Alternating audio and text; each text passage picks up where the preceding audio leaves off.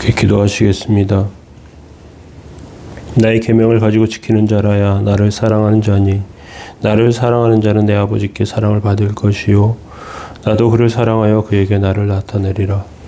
거룩하신 주님, 주의 은총을 감사합니다. 연약한 가운데 저희들에게 하나님의 은총과 은혜 베푸심을 감사합니다.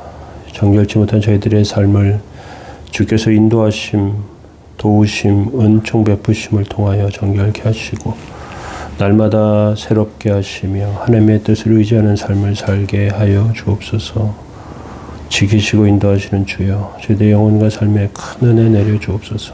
감사드리며 예수님의 이름으로 기도합니다. 아멘. 찬송가 369장 2절 찬송 드리겠습니다.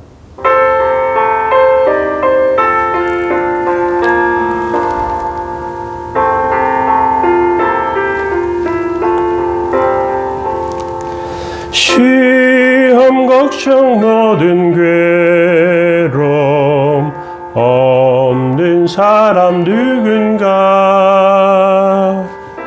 풀질 없이 낙심 말고 기도드려 아뢰세. 이런 진실하신 친구 찾아볼 수 있을까? 우리 약함 아시오니 어찌 아니하릴까? 아멘. 시편 56편 4절에서 7절까지 말씀 보시겠습니다.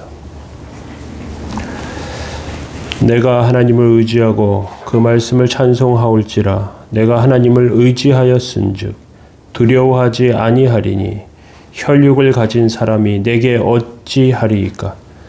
그들이 종일 내 말을 곡해하며 나를 치는 그들의 모든 생각은 사악이라.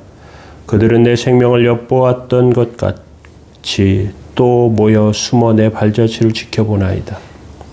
그들이 악을 행하고야 안전하오리이까. 하나님이여 분노하사 뭇 백성을 낮추소서. 아멘. 시편 56편은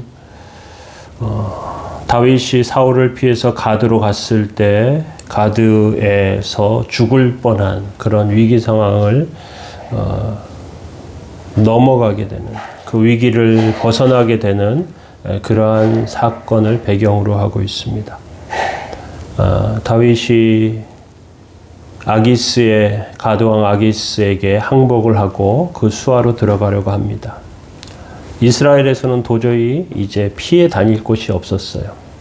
그래서 그곳이 살 곳이라고 생각하고 가드로 갔지만 그곳 아기스 왕의 신하들이 다윗에 대하여 이야기합니다. 사울은 천천히요, 다윗은 만만이다 하는 그런 이스라엘 백성들이 다윗을 칭송했던 노래를 가지고 다윗이 골리앗을 죽인 사람이고 그리고 우리나라의 적대적인 사람이다. 지금 항복하는 척 속이고 들어온지도 모른다. 그를 지금 죽여야 한다.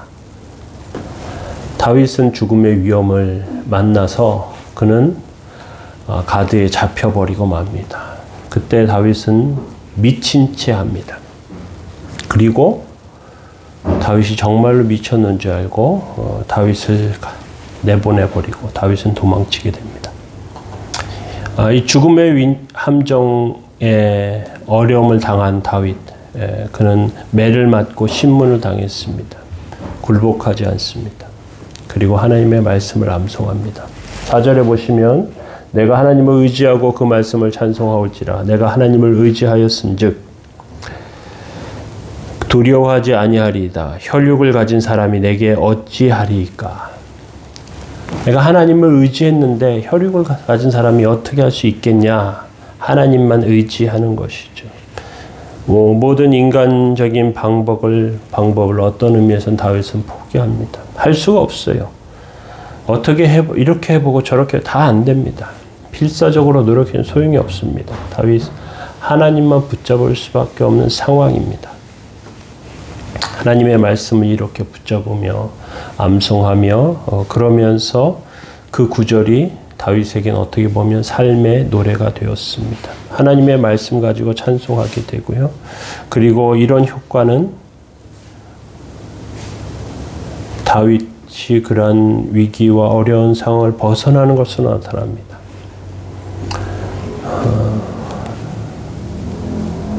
우리가 큰 일을 한번 지나가게 되면, 어떤 큰 어려움을 한번 벗어나게 되면 우리의 삶에 두둑한 배짱이 생깁니다. 아, 이런 가운데 하나님께서 붙드시는구나. 이런 어려움 가운데 하나님께서 도우시는구나 하는 것이죠. 그렇게 이기면서 승리하는 삶이 되어야 합니다. 때때로 고통과 어려움을 많이 만난 사람이 더 그것을 두려워하는 경우도 있어요. 그런데 우리 삶은 우리가 삶 가운데 우리가 분명히 기억해야 할 것은, 하나님께서 그 가운데 우리를 지키시고 또 인도하시고 붙드시는 것들을 생각하면서, 그러면서 원수의 협박이나 죽인다는 위협이나 이런 것들이 우리 신앙을 건들 수 없다는 걸 우리 기억할 필요가 있어요. 나를 괴롭게 하는 사람이 내 신앙을 망가뜨리는 것이 아닙니다. 내 의지를, 나를 힘들게 하는 사람이 망가뜨리는 것이 아니라 내 의지와 내 가지고 있는 믿음은 내가 망가뜨리는 것입니다. 그래서 그것들을 가운데 바르게 서야 합니다. 5절 보시겠습니다. 그들이 종일 내 말을 곡해하며 나를 치는 그들의 모든 생각은 사악이라. 블레셋 사람들은 다윗을 믿지 않았습니다. 다윗이 하는 말을 그대로 받아들이지 않아요. 오해합니다. 그리고 그것으로 다윗을 계속해서 공격해요. 할 때마다 이상하게 해석합니다. 어떻게 할 줄 모르겠어요. 그런데 하나님께서는 그 가운데 더 지켜주시고 더 그 가운데 인도해 주십니다. 그들의 생각은 사악이다. 오히려 그들이 더 받아들이지 못하는 것으로 잘못되게 됩니다. 6절 보시겠습니다. 그들이 내 생명을 엿보던 것 같이 또 모여 숨어 내 발자취를 지켜보나이다. 아마도 다윗을 계속해서 이렇게 정탐하고 확인하고 미행하고 또 몰래 그 말하는 것들을 듣고 이렇게 저렇게 하는 것이죠. 그런데 다윗이 하는 것은 똑같아요. 행동이. 하나님의 지혜 가운데 그는 서려고 하는 것이죠. 살 길을 하나님 안에서 찾으려는 것입니다. 7절 말씀 보시면 그들이 악을 행하고야 안전하오리이까 하나님이여 분노하사 뭇백성을 낮추소서. 인간의 눈으로 보면요, 지금 블레셋 사람들 가운데 갔던 다윗은 너무 불안한 상황이고요. 그리고 블레셋 사람들은 굉장히 안전합니다. 위태롭고 안전한 사이에 하나님께서 보실 때는 어떻습니까? 정반대이라는 것이죠. 블레셋 사람들은 지금 멸망으로 가고 있는 사람이고요. 다윗은 하나님 붙잡으며 그 온전함 가운데 세워져 있는 반석 위에 서 있는 사람입니다. 이사야 49장 23, 24절에 보면 주 여호와가 이같이 이르노라 내가 뭇 나라를 향하여 내 손을 들고 민족들을 향하여 내 가치를 세울 것이라. 그들이 내 아들들을 품에 안고 내 딸들을 어깨에 메고 올 것이며 왕들은 내 양부가 되고 왕비들은 내 유모가 될 것이며 그들이 얼굴을 땅에 대고 내게 절하며 내 발이 티끌을 핥을 것이니 내가 나를 여호와인 줄 알리라. 나를 바라는 자는 수치를 당하지 아니하리라.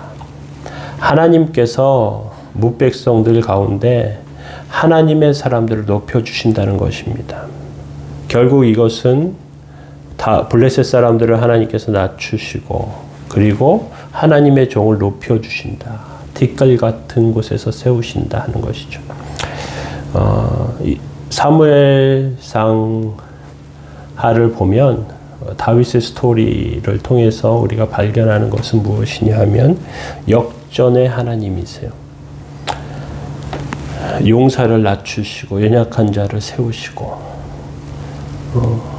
강한 자를 낮추시고 약한 자를 높이시는, 부자를 낮추시고 가난한 자를 높이시는 그 하나님, 역전의 하나님을 사무엘상 하는 말하고 있습니다.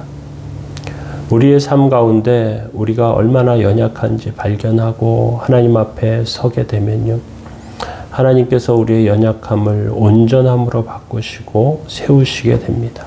세상의 가치로 우리를 평가하는 것은 우리 스스로를 과소평가하는 것입니다. 비록 세상 가운데서는 별 볼 일 없어 보여도 하나님 안에 서 있다는 것, 하나님의 은혜 가운데 붙잡혀 있다는 것 기억하면서 우리가 살아야 합니다. 하나님은 우리를 도우시는 하나님이십니다. 저와 여러분들의 삶을 돕기를 기도합니다. 그렇게 승리하시기 바랍니다. 기도하겠습니다. 너희는 먼저 그의 나라와 그의 의를 구하라. 그리하면 이 모든 것을 너희에게 더하시리라. 거룩하신 주님, 저희들의 삶과 영혼에 은혜 내려주셔서 하나님 뜻 안에 세우시고 하나님의 능력과 온전하심 가운데 서게 하여 주옵소서. 도우시는 주여, 주의 능력과 역사가 저희 삶 가운데 있기 원합니다. 성도들의 삶을 지켜주옵소서.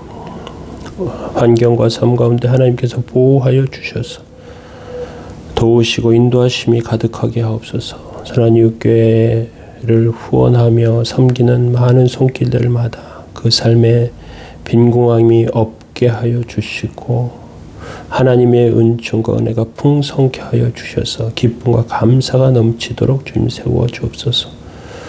오늘도 도우시고 함께 하시기 원합니다. 예수님의 이름으로 기도합니다. 아멘. 교회를 위해서, 성도들을 위해서 기도해 주시기 바랍니다.